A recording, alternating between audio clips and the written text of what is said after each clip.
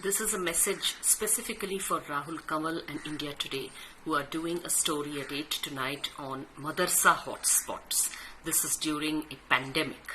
This is during an immense human tragedy that we are witnessing today in the world and in India. And here is a man calling himself an Indian journalist. This is not journalism. Behind that nice, smooth face that you have, you are. Please recognize yourself in the mirror. Look at yourself in the mirror and recognize yourself there.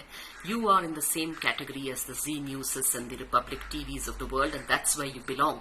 You belong in the dustbin of journalism. This is not journalism. This is hate mongering, and you are a hate monger. And history will remember you. History will judge you.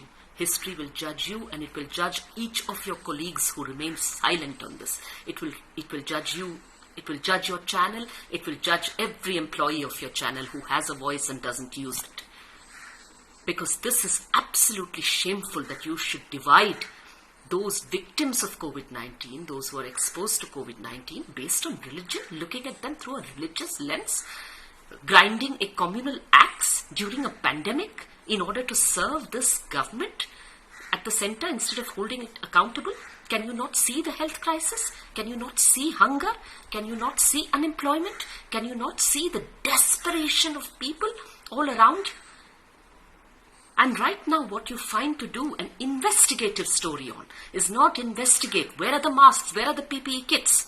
You won't investigate what was India doing since January 30th. Why did Indian government not alert the people of this country about this pandemic? Why did the government of India and the governments of the world hide this pandemic? You won't ask that question. And instead you're busy grinding your communal axe. Shame on you. And I wanted to use my voice here to say shame on you. And I hope that many others will do it. If they do not, history will judge them as well. History will judge everyone who's silent on this kind of hate mongering masquerading as journalism today.